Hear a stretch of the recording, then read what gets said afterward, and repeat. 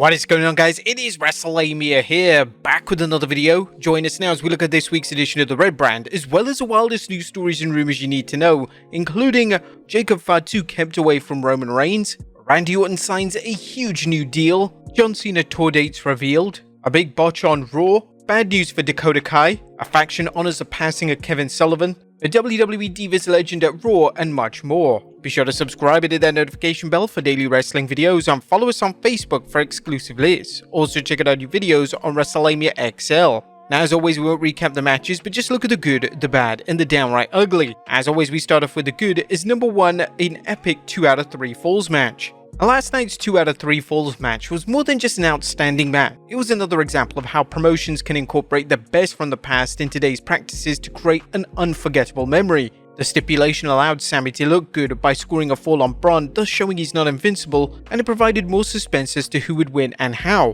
It's unlikely we'll see the stipulation often due to time constraints, but it was a breath of fresh air that shows the stipulation is still viable. Number 2, another wild Drew McIntyre vs Punk. Drew McIntyre and CM Punk's war shows no sign of letting up, and best of all, it continues to get better every week. Both superstars have shown how to keep things fresh despite the feud dating back to early 2024, and this has to be considered for Feud of the Year. Drew McIntyre took to X to show off the damage, which looked really painful. But even though he was showing off those well, he managed to sneak in CM Punk's bracelet. Number 3, Damian Priest Dominik Brawl. Last night's opening segment was phenomenal, as fans are heavily interested in the Rhea Dom Liv love triangle and the Judgment Day's betrayal of Ripley and Damian Priest. Rhea Ripley held her own during the promo portion, while the battle between Priest and Dirty Dom was pure action and the type of segment that kept fans tuned in for the rest of the show. Number 4, a fantastic debut for Odyssey Jones. Odyssey Jones' Raw debut couldn't have been handled better. Jones squashed his opponent, showing fans how dominant he is and leading them to wonder how he'll fare against other powerhouses like Bronson Reed and Bron Breakker. But they positioned him into a program with a final testament. Now, debuts can be tricky, but this one deserves an A+, and hopefully will be followed by a very strong storyline. Number 5, a very strong Raw. Raw was another outstanding show that made the case that a 3-hour show isn't inherently bad. The WWE checked all the usual boxes, including beatdowns, strong matches, wild brawls, and heated promos without seeming formulaic. The WWE needs to keep doing this with Monday Night Football on the horizon, and while the WWE will certainly lose some viewers to the NFL, it may keep more than it usually does. And can anyone stop Bronson Reed? Bronson Reed's slaughter of The Miz and R-Truth suggests Reed may be in for a sustained push following him annihilating Seth Rollins. As always, it's all about whether the WWE continues to build, and if so, fans could see some true hoss fights. But that was a good. What about the bad? As number 1, you had one job. As good as Raw was, and some fans including ourselves may say it was great, the WWE's name for the Shayna Baszler, Zoe Stark, Sonya Deville faction has got to be one of WWE's biggest fails when it comes to the name game. The Pure Fusion Collective sounds like an odd name for a faction. In fact, it sounds like a 90s compilation of acid house music, and frankly, it doesn't make Team Forehead seem like a better alternative. The good news is that the faction has quickly become a force to be reckoned with on Raw, and with any luck, this name will go away, much as WWE ditched Piper Niven's Doudrop name. Now, there was nothing ugly, another solid show that suggests Raw is in the groove and looking to keep many fans tuned in once Monday Night Football returns. What do you guys think of Raw last night? Let us know in the comments down below. Now let's move on to the news.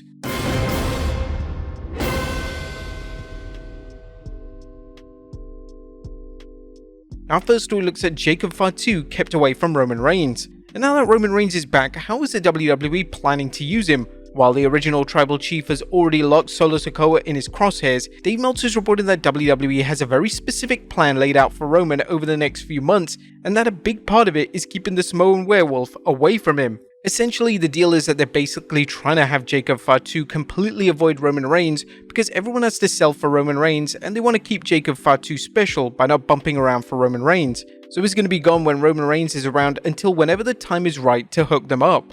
Speaking on the Wrestling Observer Radio, Meltzer discussed whether Jacob is out with an injury, as fans are still debating whether Fatu hurt himself at SummerSlam when he dove through a table and appeared to land awkwardly. He also discussed who Roman will face first, Solo Sikoa or Jacob Fatu. That's the situation. I can't say he's not hurt, but everything that's happening was planned to happen. I can say that. As far as avoiding those two locking up for now until later when they'll lock up, I think they want Roman with Solo first and then Jacob Fatu after that. Roman Reigns made short work of Solo Sikoa, Tama Tonga and Tonga Loa during the 9th August SmackDown, leaving some fans wondering whether Roman looked a bit too strong. Now, the jury is still out on Solo Sikoa's effectiveness as a pretender of the bloodline, and saving Roman vs Jacob Fatu for last doesn't say much for Solo's future as a leader of the Bloodline 2.0. Next up, Randy Orton signs a huge new WWE deal.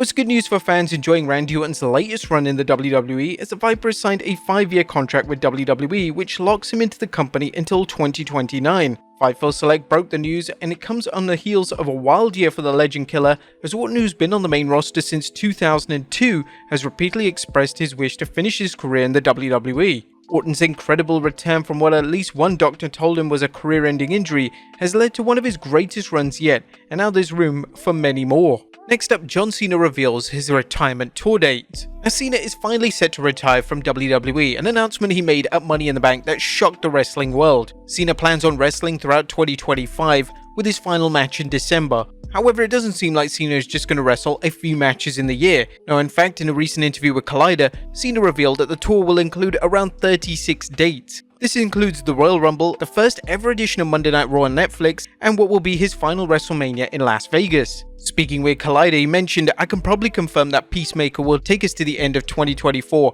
and I can say that with the utmost conviction because I've given the calendar year 2025 to WWE. I am retiring in 2025 and I start that farewell tour in January.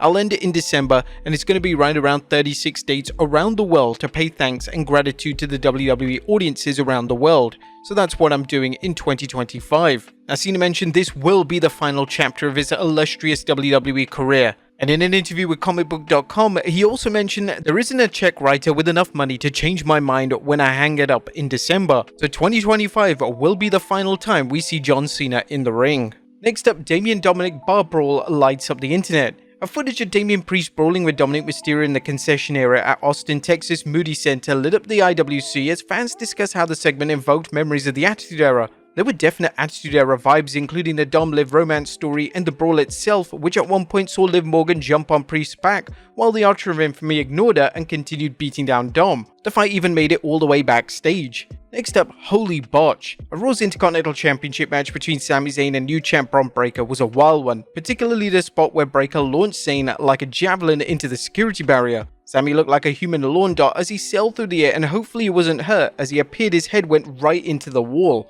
Next up, WWE looks to trademark Wyatt 6. The WWE has some big plans for the Wyatt 6 based on how they've been pushed, and a recent story from Wrestle Talk suggests the WWE is looking to bring home some big bucks in the merch department from Uncle Howdy and his collection of creeps. They reported WWE has filed a trademark application for the term Wyatt 6 according to the new records on the USPTO website. I expect to see plenty of Wyatt 6 swag in the near future. Next up, the Final Testament honor Kevin Sullivan. Now, the Final Testament took time to honor the life and career of Kevin Sullivan with a subtle but touching tribute to the acclaimed wrestler and booker. Paul Ellering painted a black X on his head reminiscent of when Kevin Sullivan donned outlandish makeup as part of his sinister character in Championship Wrestling from Florida. Paul Ellering tweeted, "The Final Testament pays tribute to Kevin Sullivan. Rest in peace, Taskmaster." Next up, bad news for Dakota Kai. It's time for an update on Dakota Kai's recent injury, as Kai, who returned after a lengthy injury-related absence, is reportedly dealing with a meniscus tear. Wrestling Inc. reports that Kai needs surgery for a torn meniscus in her right knee and is expected to be out of action for 8 to 10 weeks.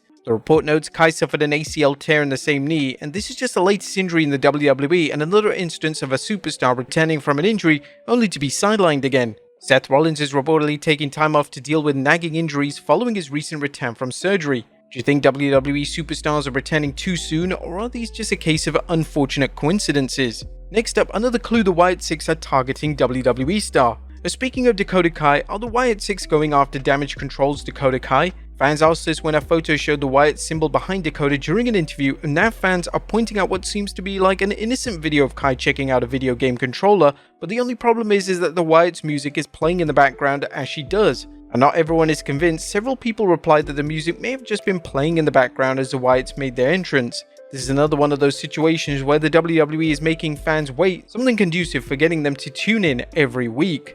And finally, a WWE Divas legend at Raw. Last but not least, a former women's champion Candice Michelle made a cameo during Raw. Candice, who participated in the WWE Diva search before joining the promotion, is also known for her time as the GoDaddy Girl, which she starred in several Super Bowl commercials for the internet hosting service. Her pictorial in Playboy also made a lasting impression on some fans. But But there you have it folks, our look at Raw as well as the wildest news stories and rumors you need to know. Be sure to leave your comments down below. I'll see you next time with some more wrestling content.